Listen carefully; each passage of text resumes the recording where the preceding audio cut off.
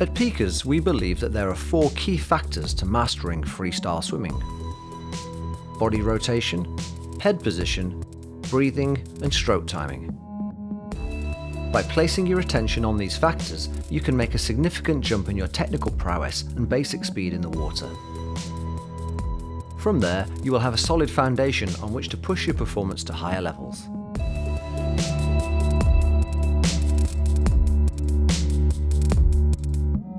During freestyle swimming, the body is always rotating evenly through the shoulders and hips around a central axis.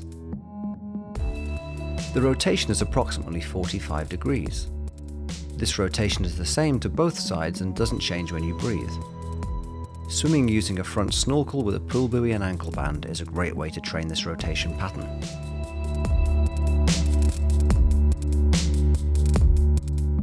Aim to keep your head low in the water, but not so low that you have to lift the head to breathe in. Looking forward slightly with most of your forehead underwater is a good starting point. It will allow you to maintain a good body position in the water, quick access to the in-breath, and also make sighting and navigation in open water that much easier. The breath is almost continuous with minimal hold underwater. The goal is to blow out fully underwater so that your lungs are empty and that you are ready for a quick in-breath when you turn your head to breathe. Breathe in as soon as possible after your hand finishes the stroke at your hip. Turn the head to the side so that your mouth is just out of the water. Try not to lift the head or to look up to the sky. Instead, turn so that your eye line is towards the side of the pool. Think about stealing the in-breath so that you can quickly return your head to the water without disrupting the rhythm and momentum of your stroke.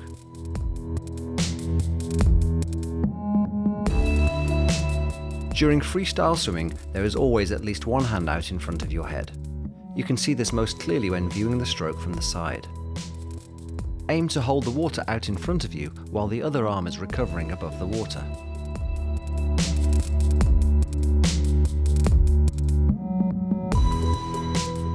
At the front of the stroke, enter the water with your fingertips first. Be smooth and precise, trying to create as little disturbance on the water as possible. As your body rotates, extend the arm in front of you and imagine that you are reaching from your armpits and not your fingertips. The hand should not cross the midline of the body. Aim to enter the water directly in front of the respective shoulder.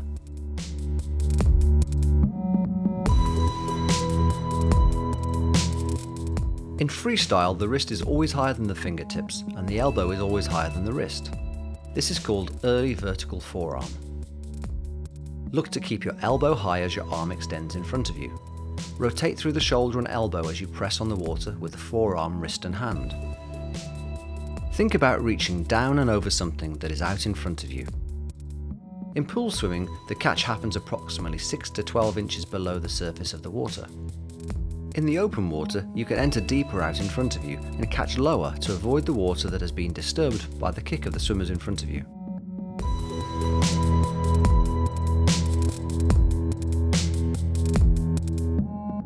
Your hands should never cross an imaginary centre line in front of your head or underneath your body. To understand this better, simply imagine swimming over the black line on the bottom of the pool. From the moment your fingers enter the water until the time they leave at the end of the press, you should always be able to see the line beneath you. Your fingers should point towards the bottom of the pool, and the arm should be bent at the elbow.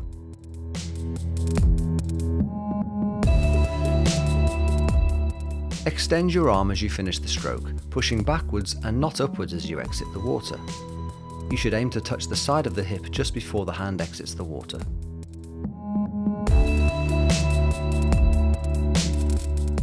As your arm exits the water at the hip, bend your elbow and roll through the shoulder, allowing for an easy recovery above the water.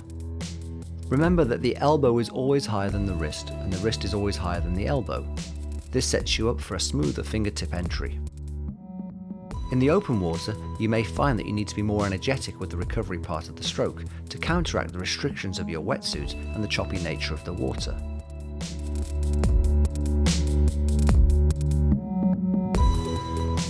All swimmers have different rhythms and tempos to their kick. The kick aids buoyancy and propulsion. Whether you use a 2-beat or a 6-beat kick, the basic principles are the same. The kick should be continuous, rhythmic, and drive the speed of your stroke cycle. Very simply, you kick faster when you want to swim faster. Kick from the hip and aim to keep your movement fluid and small. Look to kick through the breath, meaning don't stop or pause your kick when breathing in.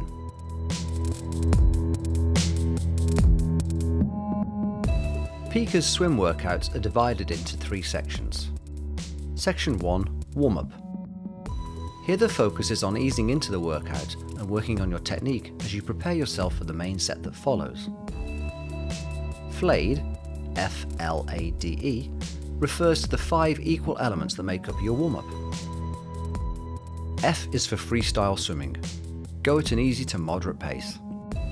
L is for legs only, so here you'll be doing kicking drills.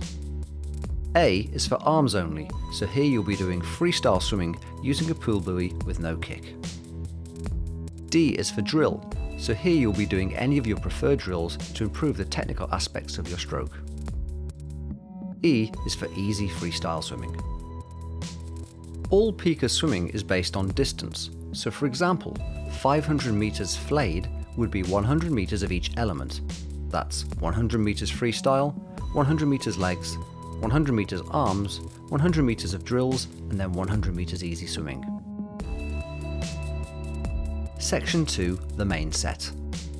Here the workout is written as the number of reps times the distance at a certain intensity off a set rest. This could be 15 times 100 meters at zone 4 intensity off 30 seconds rest. If there is only one rep listed, then it is a continuous swim. Try to hold the same pace in all reps. Meters and yards are interchangeable. Include open water sighting and head-up swimming in your main sets on a regular basis. Section 3, Cool down. This is just easy swimming at a recovery effort. You can swim this as freestyle or a combination of all swim strokes and drills. If you are feeling strong, you can include 1 to 3 sets of 10 deck ups before you start your cool down swim.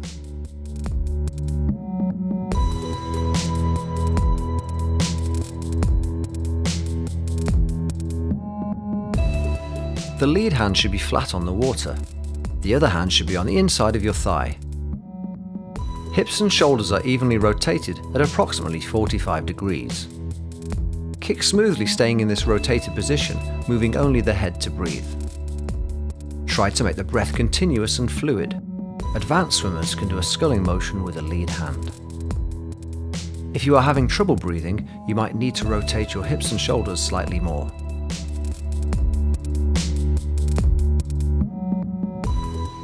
Start off by performing the kicking on the side drill. After 2 or 3 breaths on one side, take 3 strokes to switch your rotation and breathing to the opposite side. It's okay to use kicking fins to help you reduce the effort of the drill and to allow you to focus on the correct technique.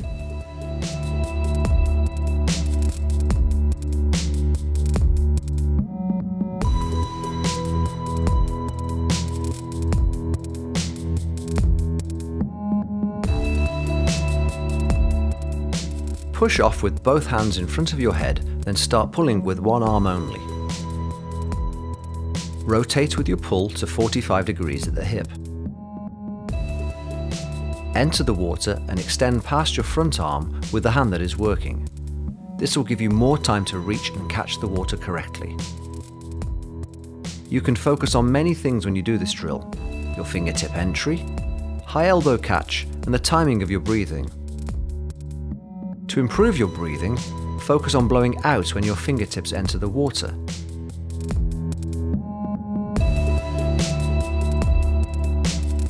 With this drill, you're breathing away from the working arm.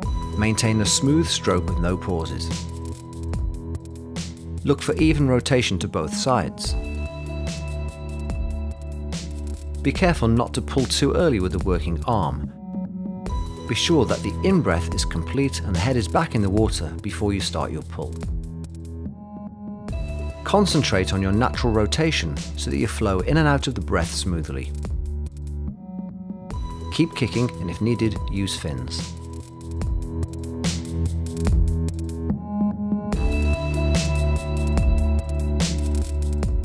This is essentially single arm drill to one side, then a brief pause with both hands out in front of your head before repeating the arm cycle to the other side. Keep the kick flowing to maintain momentum and play with different length pauses when your hands are out in front of your head. You can breathe to both sides or just one side. Either way, the rotation is unchanged. Try to be rhythmical and not robotic. Take time to find the catch and engage the high elbow before you pull.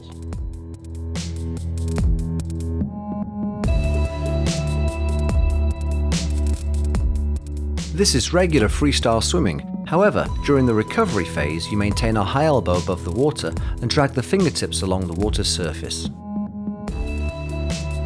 Ensure that you have enough rotation at the hips and shoulders to allow this movement.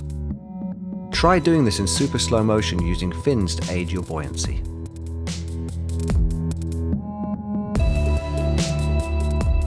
This is regular freestyle swimming, but with loosely closed fists rather than open hands.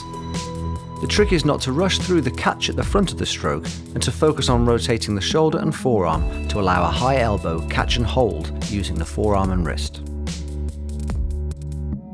Try swimming half a length with fists, then open your hands at the halfway mark. You will feel more water with the palm of your hand now.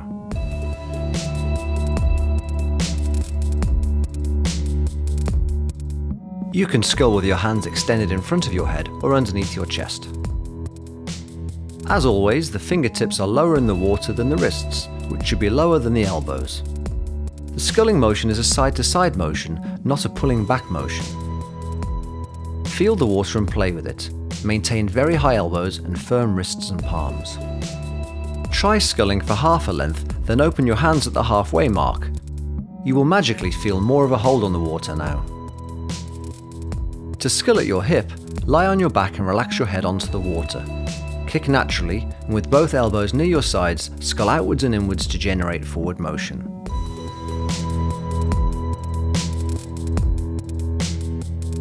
You can use the snorkel, pull buoy and ankle band at some point during every swim workout.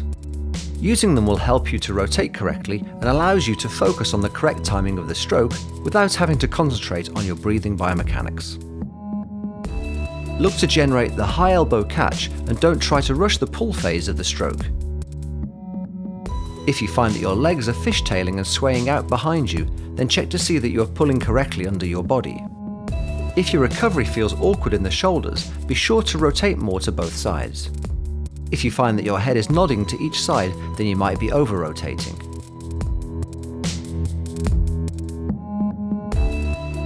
Practice your open water sighting on a regular basis even during pool swims. As your breathing side arm extends and presses on the water in front of you, aim to lift the head just enough to have only your eyes above the waterline. Then drop the head back into the water to take the in-breath as usual.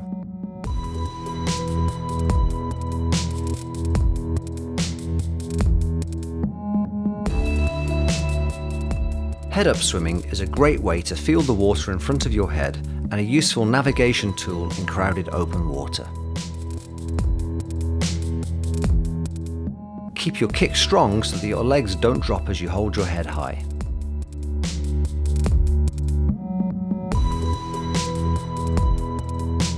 Use deck-ups at the end of your main sets to develop some swim-specific strength. Try to keep the elbows high and push through the arms to a full extension.